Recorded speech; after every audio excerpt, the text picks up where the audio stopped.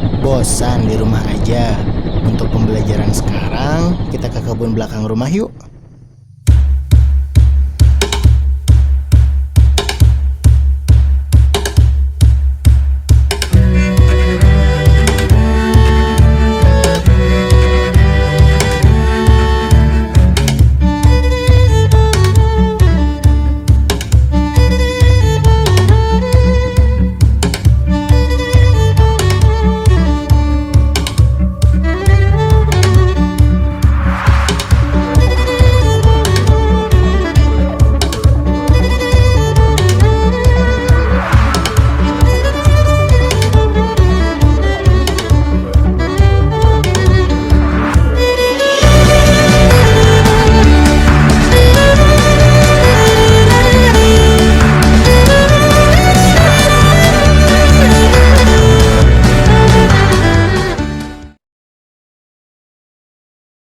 Bismillahirrahmanirrahim. Assalamualaikum warahmatullahi wabarakatuh. Halo guys, perkenalkan saya Fikri Hakim. Saya dosen pengampu mata kuliah Bahasa Indonesia. Pada kesempatan kali ini, saya akan membahas materi mengenai karya ilmiah. Apa itu karya ilmiah? Secara definisi, karya ilmiah bisa kita katakan sebagai sebuah karya yang mengusung atau yang memenuhi prinsip-prinsip ilmiah. Apa saja prinsip-prinsip ilmiah? Banyak. Di antaranya prinsip-prinsip ilmiah itu memenuhi metode ilmiah, menggunakan teori ilmiah, dan lain sebagainya. Nanti kita akan bahas lebih lanjut. Kalian bisa cari definisi tambahan mengenai karya ilmiah dari para ahli, kemudian di kolom komentar. Sekarang kita mulai pembahasan mengenai karya tulis ilmiah dari fungsi. Apa sih fungsi karya ilmiah? Terdapat 3 fungsi dari karya ilmiah.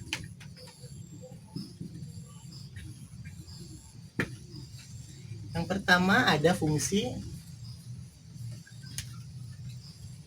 penjelasan, kemudian ada fungsi peramal, dan yang ketiga ada fungsi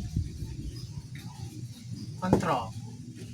Pertama, karya ilmiah berfungsi untuk menjelaskan sesuatu kepada pembaca.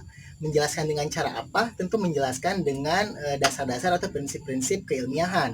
Ada metode ilmiah di sana, menggunakan teori ilmiah, dan lain sebagainya. Dalam fungsi penjelasan ini, si peneliti atau si pembuat karya ilmiah nanti membuat sebuah riset ilmiah, entah itu berupa penemuan atau entah itu berupa riset ulang pada penemuan yang sudah ada, kemudian dijelaskan kepada pembaca, sehingga pembaca atau penyimak si karya ilmiah itu menjadi tahu info-info atau hal-hal yang baru terkait perkembangan isu tersebut.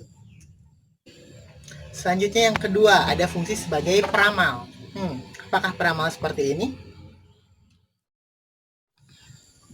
Tentu tidak. Peramal dalam konteks karya ilmiah ini adalah meramalkan sesuatu dengan tetap berprinsip keilmiahan, berprinsip atau berdasar pada teori-teori dan kajian ilmiah. Memang bisa? Tentu bisa. Kita ambil satu contoh. Tahun 2045 dikatakan bahwa Indonesia akan menjadi negara maju.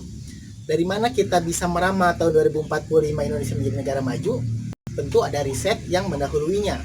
Riset yang seperti apa? Berbagai macam, mulai dari riset ekonominya, mulai dari riset pertumbuhan penduduk, riset tentang misalkan pelajarnya, dan lain sebagainya. Nah, riset tersebut menghasilkan bahwa tahun 2045 kita bangsa Indonesia mempunyai keunggulan atau keuntungan demografis, yang mana tahun 2045 nanti rakyat Indonesia sebagian besar masuk pada usia produktif. Hal tersebut yang mendasari presiden kita kemudian untuk mencanangkan generasi emas Indonesia maju pada tahun 2045. Itu satu contoh kecil. Nah, untuk contoh lain kalian bisa cari sendiri.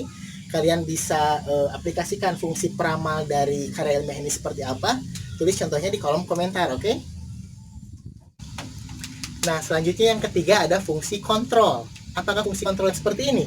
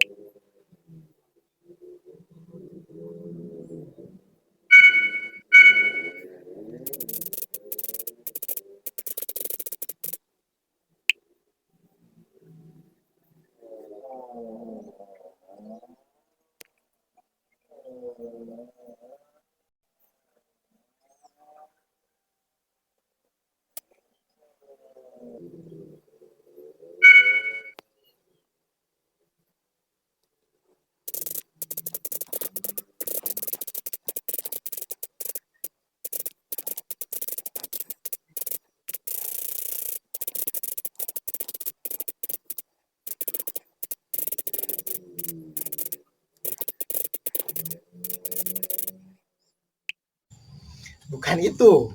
Nah, fungsi kontrol dalam konteks atau dalam ruang lingkup karya ilmiah itu menjelaskan bahwa karya ilmiah bisa mengontrol segala sesuatu, mengontrol apapun dengan apa, dengan cara riset ilmiah tentunya.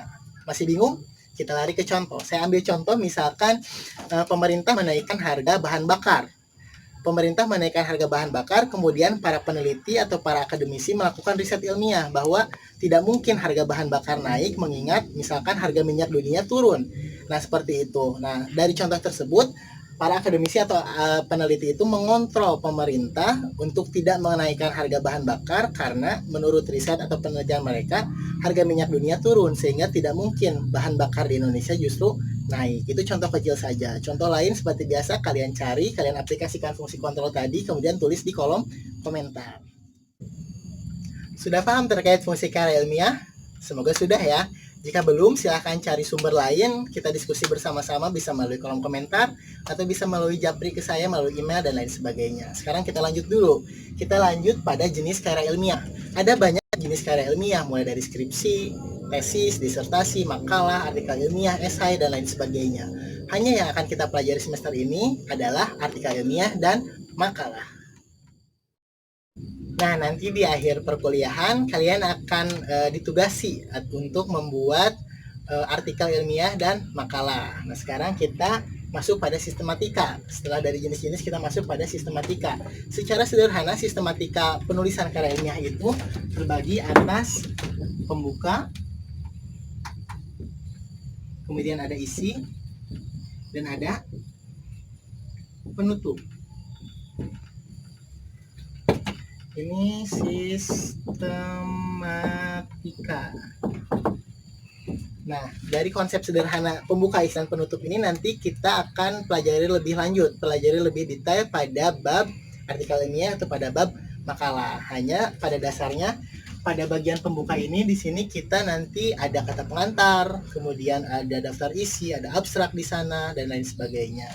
Di bagian isi kita mulai nanti dengan pendahuluan, dengan landasan teori, kemudian dengan pembahasan, metode ilmiah, dan lain-lain.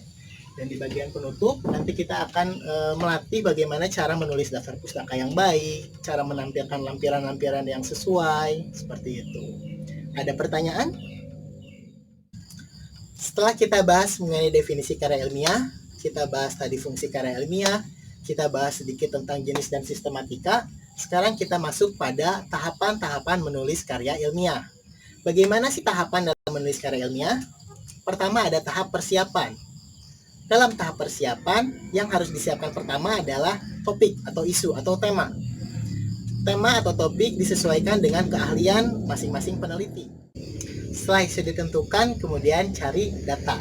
Nah, setelah data terkumpul, mulailah untuk menganalisis data tersebut. Analisis data dilakukan sesuai dengan kepakaran atau sesuai dengan bidang ilmu kalian.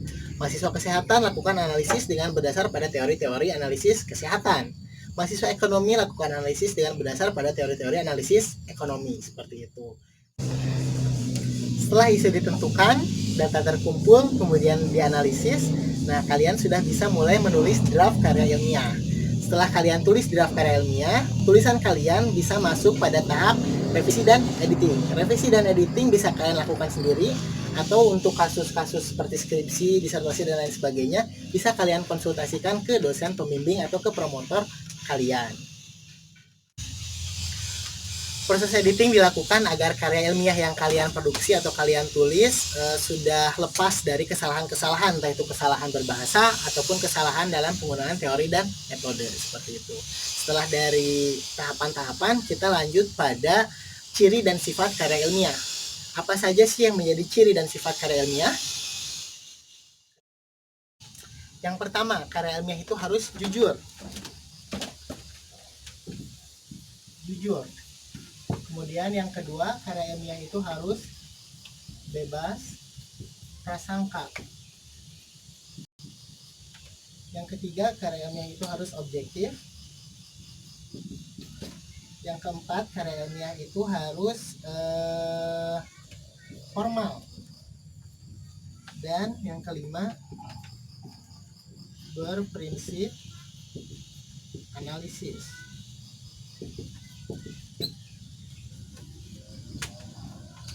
Nah, ada 5 sifat atau ciri dari karya ilmiah. Karya ilmiah itu harus jujur, maksudnya seperti apa? Ya, menulis karya ilmiah itu harus jujur sesuai dengan fakta.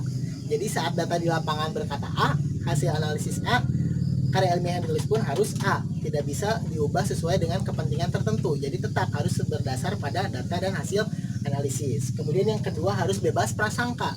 Apa maksudnya bebas prasangka? Kita ambil dari contoh saja. Misal saya adalah kepala sekolah A. Kemudian saya ingin menganalisis bagaimana produktivitas sekolah saya tersebut. Apakah hasilnya akan objektif? Perlu dipertanyakan. Mengapa? Karena saya punya kepentingan di situ sebagai kepala sekolah. Nah, itu fungsinya harus bebas prasangka. Jadi kita sebagai peneliti tidak boleh atau baiknya tidak menimbulkan prasangka dari khalayak terkait keilmiahan karya yang kita tulis, terkait keilmiahan riset yang kita lakukan. Jadi kita harus berjarak dengan objek yang akan kita teliti. Selanjutnya ada objektif. Apa itu objektif? Banyak orang yang mengatakan bahwa objektif adalah lawan kata dari subjektif. Hal tersebut sebetulnya tidak sepenuhnya tepat. Mengapa? Karena semua hal yang objektif itu berawal dari sesuatu yang subjektif. Jadi keobjektifan itu pasti berawal dari kesubjektifan seseorang. Bagaimana subjektivitas bisa berubah menjadi objektivitas? Nah, perlu dilakukan riset atau penelitian ilmiah dengan menggunakan teori dan metode yang ilmiah pula. Hingga hal tersebut akan membuat sesuatu yang subjektif awalnya bisa dibuktikan kebenarannya atau keilmiahan hingga disepakati sebagai sesuatu yang objektif. Yang keempat adalah formal. Setiap karya ilmiah itu harus formal. Dalam ruang lingkup kebahasaan, formal itu dapat diartikan taat kaidah. Jadi setiap karya ilmiah yang dibuat harus taat pada kaidah-kaidah kebahasaan. Dalam hal ini mungkin kita bisa merujuk ke KBBI ataupun ke PUEBI, Pedoman Umum Ejaan Bahasa Indonesia. Selain harus taat kaidah, karya ilmiah juga harus menggunakan ragam bahasa khusus, yaitu ragam bahasa khusus karya ilmiah. Ragam bahasa tersebut tentu berbeda dengan ragam bahasa umum. Yang kelima adalah berprinsip analisis. Setiap karya ilmiah harus berprinsip analisis. Apa maksudnya? Nah, jadi setiap karya ilmiah itu harus mengandung unsur-unsur atau proses-proses pengkajian di dalamnya. Jadi nanti berpotensi untuk mengembangkan atau menciptakan hal-hal baru, untuk menguatkan teori-teori yang sudah ada, ataupun untuk menyanggah teori-teori lama, seperti itu. Itulah materi terkait karya ilmiah yang dapat saya sampaikan. Itu masih materi dasar. Kalian boleh cari sumber lain, literasi lain, referensi lain terkait karya ilmiah ini. Kalian juga bisa gunakan modul yang saya berikan terkait sistematika penulisan karya ilmiah.